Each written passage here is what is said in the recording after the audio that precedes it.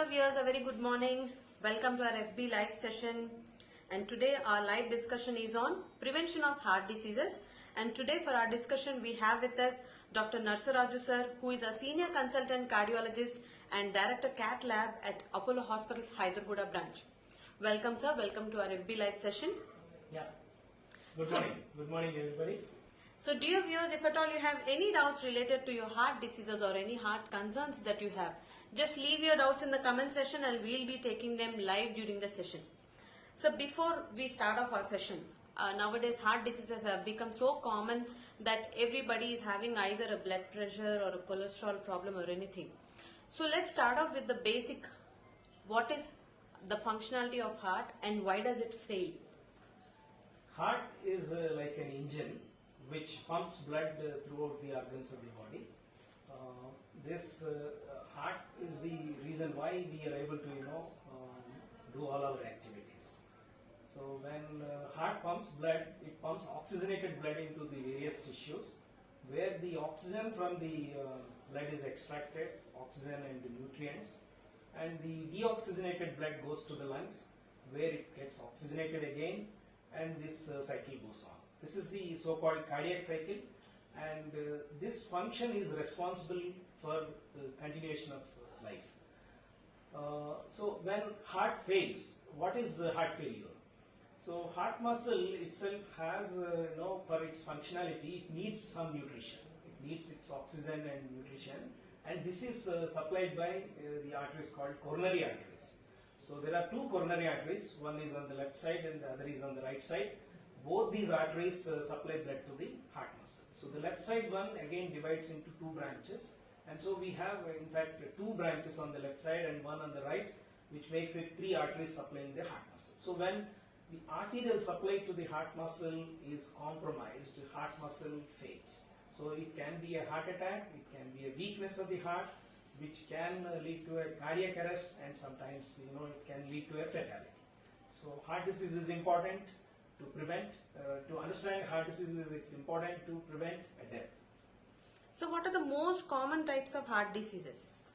The most common heart disease that we encounter in our daily day-to-day practice is the so-called coronary artery disease. I was just now mentioning about coronary arteries and the role that they play in supplying the heart muscle. So when one of these arteries gets blocked, the supply to the heart muscle is compromised, which can produce a symptom called angina. And in advanced stages, or when the block becomes very critical or suddenly the artery gets occluded, it can result in a heart attack that is technically called a myocardial infarction. So this is the kind of ischemic heart disease. We group all these diseases together as ischemic heart disease or coronary artery disease. This is the most common kind of heart disease that we see. Apart from this, we have other kinds of heart disease like the valvular heart disease. Sometimes there can be heart diseases which are by birth, which are called the congenital heart diseases, or sometimes we have heart diseases which are due to electrical problems. So electrical disturbances where the rhythm of the heart is affected, where you can have a bradyarrhythmia, which is called the slowing of the heart rate, or a tachyarrhythmia where the heart rate becomes faster. So both kinds of disease can be there. So varieties of heart disease are encountered, but the most common is the coronary artery disease. So sir, as you were mentioning about the damage of blood vessels, and most of the reasons, that is what our arteries or the veins or whatever the blockages that occurs, because many people tend to listen the common term sales like blockage of heart. So what is that, sir, exactly? So is there some veins getting blocked or some arteries getting blocked, or what could be the main cause also behind this? Yeah, so it's a very important concept that everybody should be aware of. The arteries, it is not the veins, it is the arteries which supply blood supply to the heart muscle which are getting affected. So it is an arterial disease where the arteries are getting clogged by mainly a deposition of cholesterol. So cholesterol is getting deposited in the lumen of the arteries. So the lumen is gradually coming down. So the block forms, to begin with, it is like 5 to 10%. But as the age progresses, the block can progressively increase, making it the block becomes like 70-80%. That means the lumen is getting compromised 70 to 80% or 90%, and that leads to severe insufficiency of blood supply to the heart muscle, and that leads to all these problems. So what is causing this block? So there are various risk factors which have been identified as responsible for the block formation. The principal one is the cholesterol. So cholesterol gets deposited in the blood vessel and forms a block. But what are the factors which make the cholesterol deposition to happen in the artery? These are smoking, high blood pressure, diabetes, sedentary lifestyle, and sometimes a family history, which is a genetic predisposition. All these make the cholesterol to get deposited in the vessel, leading to a block formation, leading to angina, ischemic heart disease, heart attack. So, sir, how do we detect these heart blocks or these cholesterol blocks that are affecting our arteries? So, to understand the disease process and to prevent it, it is very important to understand how these blocks are actually forming.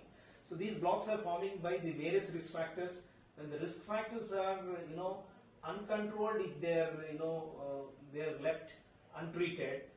Then the high blood pressure, high glucose, all these can damage the inner lining of the blood vessel, leading to cholesterol deposition. So to detect this disease or to understand this disease in an early stage, we need to identify the risk factors. So somebody is a smoker, that's a risk factor, it is to be identified and it is to be stopped, or the other risk factors have to be checked by the various tests and treated. So how frequently should one get their heart screening done? So the heart screening is recommended at what age? This is recommended now because we are seeing the disease very early on. We are recommending the screening in the third decade itself. So somebody is close to 30, they have to be screened for risk factors like high blood pressure, diabetes, and smoking, cholesterol. These have to be checked, and if they are there, they have to be treated. So, sir, as you were mentioning about diabetes, so I know there are many comorbid conditions that could lead to heart diseases, like somebody having thyroid problem, diabetes problem. Could you please elaborate a bit about that, and what are the precautions that they need to be taking so that they don't land up in heart problems? Yeah. So the mere presence of diabetes doesn't mean that the individual is going to develop heart disease. So diabetes, if it is effectively treated, if the diabetes management is done very early on, very effectively, heart disease, or for that matter atherosclerosis, the process which leads to blockage formation in the blood vessels, can be halted or totally prevented. So first thing that has to be done to prevent heart disease in a diabetic is to have the diabetes to be kept under a very good control. This has to be done by a frequent monitoring of the glycemic parameters, which are namely the fasting blood sugar, the post-lunch blood sugar, and the postprandial blood sugar, to be precise. And then there is a parameter called HbA1c, which is a marker of, which is actually an index of how much glycemic control has been there over the last 3 months. So these parameters have to be periodically checked, and early on in the course of diabetes, the HbA1c should be aggressively to be kept at a very low value of close to 6 to 6.5, so that the disease is prevented. So, sir, as you were mentioning about the diet that diabetes should be following, so is there any particular diet that if at all I'm having any heart diseases, foods that I need to avoid so that I don't land up in some serious troubles? Yeah. The foods that have to be avoided for preventing heart disease are the ones which have high calorie content. High calorie content, high carbohydrate, especially the refined carbohydrates like the sugars, these have to be reduced. So the carbohydrate content has to be reduced, and more of fiber and omega-3 fatty acid consumption with which is provided by nuts, and also the fruits and vegetables. We recommend at least 3 to 5 servings of fruits and vegetables a day, so that the fiber intake prevents, and moderation of the food intake. So moderation of food intake at frequent intervals. This prevents even the development of diabetes. It handles obesity. It handles the cholesterol in a favorable fashion. So the moderation in diet, regularity in the diet, and then avoiding high calorie stuff and saturated fat in the diet these are important things. So, sir, if at all any person, like as you were saying, in the midst of 30s, they need to get their heart screening done regularly so that all the risk factors are being checked and they are fit and healthy. So, if at all they don't do these health screenings regularly and their sedentary lifestyle, because of the changes that now we have of this sedentary lifestyle, so are there any chances of increasing in the risk of heart diseases without our knowledge? Yeah, sedentary lifestyle is now recognized as one important risk factor for development of heart disease. So, as you are mentioning, most of the heart disease is silent in the early stages. So, unless we do some tests, we won't be able to pick up the heart disease. So, ideally, these tests have to be done at an annual intervals to understand the cholesterol levels, the glycemic parameters, blood pressure, and the weight. The exercise pattern. So actually, going to a health checkup, if you ask me, is like a motivation for the individual to be healthy. So it motivates if suppose somebody detects that he has an obesity or high blood pressure. This motivates the individual to reduce the salt intake, do more exercise, and do all the activities which are more heart healthy. So, sir, as you were saying, I could analyze and understand that avoiding sugar and salt, Yes. or ideally to be saying that taking them in a limit is good for in all the ways, not just for heart diseases, but even for the other treating conditions is what you meant, because people suffering with diabetes also should be maintaining. So, sir, moving on to the next question, which is very common in Indian population, which is high blood pressure. That is commonly seen nowadays, and many people are having at a younger age also this high blood pressure. So please elaborate a bit about this high blood pressure and what could be the worsened cases if the high blood pressure continues in the same way. So high blood pressure basically means that all of us are aware when we check blood pressure there are two readings. One is the upper reading and the lower reading. So the upper one is called the systolic blood pressure and the lower one is called the diastolic blood pressure. Upper limits of normal for these are 140 by 90. Somebody has 140 by 90 irrespective of the age, that is labeled as hypertension. So this is actually why the blood pressure in the at all, why it is happening at all. This is believed to be because of an increase in the resistance of the arteries. So as we are aging, the arteries become more and more non-compliant. So the early on they will be very compliant. Arteries are easily stretchable, but as we are aging, they become stiff, and that stiffness increases the pressure, and that's how blood pressure is manifested. So, to prevent blood pressure or to have the complications of blood pressure prevented, one has to, there's initially in the initial stages, the blood pressure is asymptomatic. That means it doesn't produce any symptoms. Many people think that if blood pressure goes high, somebody will have giddiness or headache.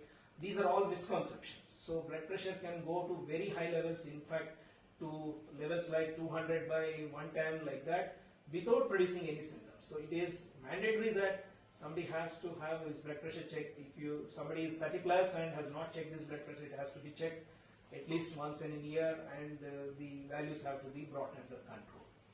So sir, there is one more test that goes out to rule out heart diseases, which is the angiogram. So why is it done and in which cases is it done? So angiogram is a specific test which we do when we want to revascularize. Means if suppose somebody has blockages and these blockages are getting manifested in the form of symptoms. Classically the symptom is angina, where the individual exercises or goes on a kind of an emotional outburst and develops heaviness in the chest or in the lower jaw, and it lasts for at least 5 to 10 minutes. That is an angina. So any discomfort which is experienced on effort and relieved by rest lasting for about 5 minutes should make it qualified as an angina. So when somebody has angina, which means that there are blockages and these blockages are producing some symptom of ischemia, in which cases we try initially medical management, we give medications to treat the angina, but when somebody is not responding to the medicines or the angina is severe, then we need to do an angiogram with a view to open the blocks. So nowadays we can do the angiogram and open the blocks by means of an angioplasty, which is nothing but doing a balloon dilatation of the blocked artery, putting a stent, or sometimes this angiogram can show us multiple blocks which would require the individual to go for a bypass surgery. Thank you so much, sir. And as a part of the heart screening, there is a test called as treadmill test, TMT. Many people are not aware what is it meant for, what is the significance of doing a treadmill test, because they just feel that it is a general treadmill which they come across in the gym, which is just meant to walking for 10-15 minutes. So what is the significance of doing that test, and what could the results be, the effectiveness of doing a treadmill test?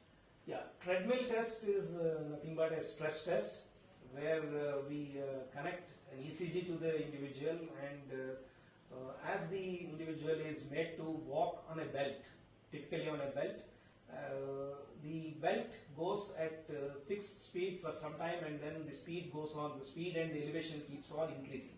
So we are progressively increasing the stress and looking for any evidence of ischemia. So when somebody develops ischemia, which is nothing but a reduction of blood supply to the heart muscle, then that is manifest in the ECG as some changes.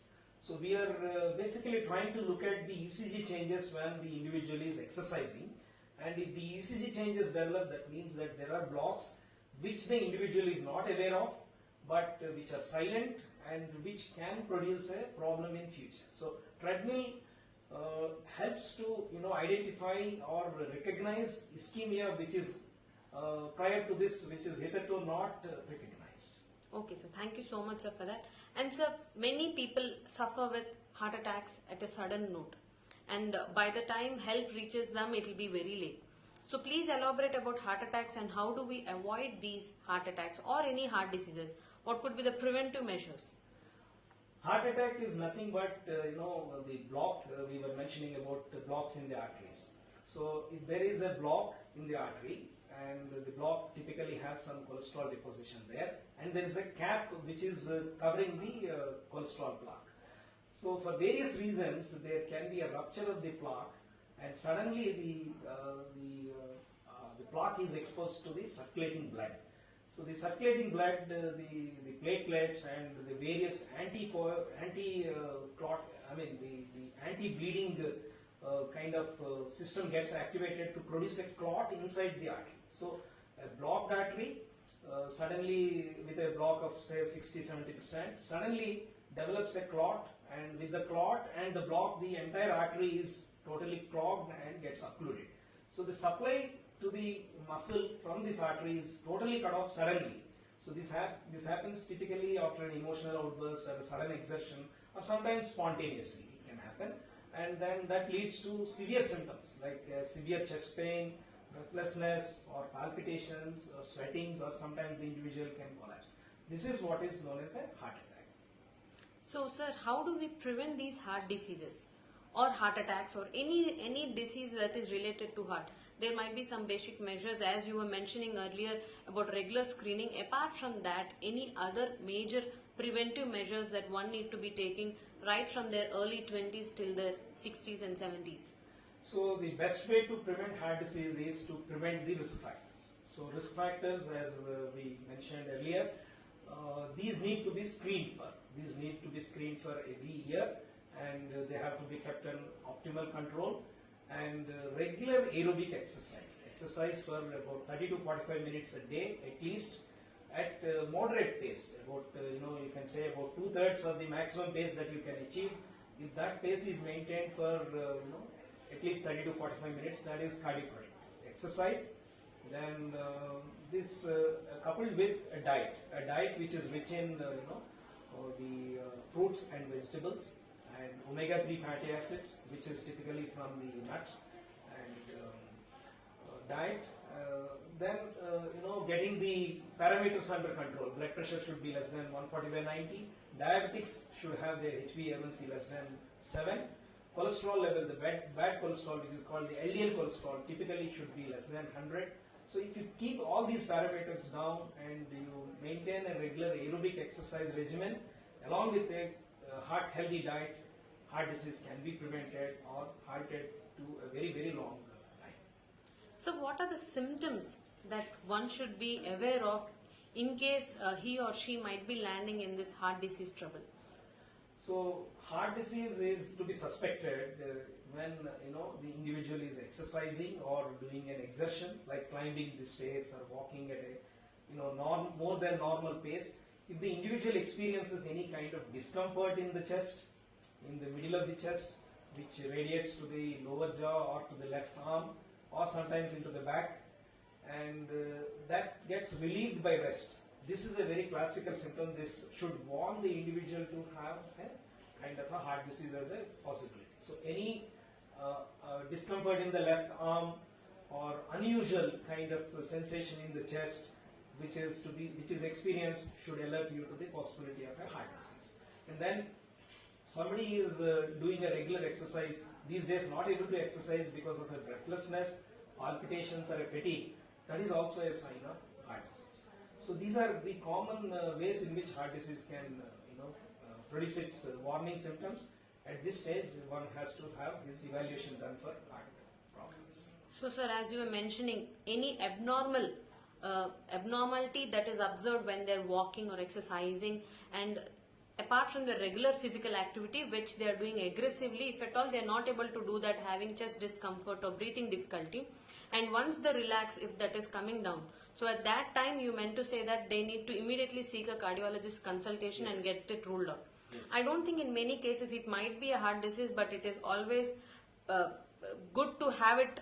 Early detection is the key to prevention, so it is ideally to get it treated regularly. So in that ways, regular screenings and getting your regular health checks is important, dear audience. So as sir is mentioning, let's make it a routine and a habit of having our regular health checks done. So sir, as you were mentioning about all these things, what are the latest treatment options available to treat these heart diseases effectively? Because nowadays, due to this COVID pandemic time, people don't want to stay in the hospitals. Many are scared. That is one more thing which is pulling back people from coming and getting even their regular health checks and their regular OPD consultations with the doctors. And so I think the increase in chances of the disease getting more and more worsen is getting higher. So please educate our audience to go and get their regular screenings and consultations done, and what are the latest treatment options also. Yeah, it's a very important point that is raised. See, there's nothing to really worry about COVID. See, COVID as such doesn't, the presence of COVID in the society should not, stop you from taking a consultation for your regular checkups. Especially this applies to diabetics, high blood pressure patients. So unless you have your risk factors under control, more than the COVID, you can have problems because of your basic problems like the high blood pressure and diabetes. So please, do not neglect your disease, the primary disease, heart disease patients also. They should seek their consultation from their respective cardiologists. Have your heart disease regularly monitored. Sometimes we need to, as cardiologists, we need to see our patients regularly to monitor the doses, and sometimes we may have to reduce or increase the doses of the drugs.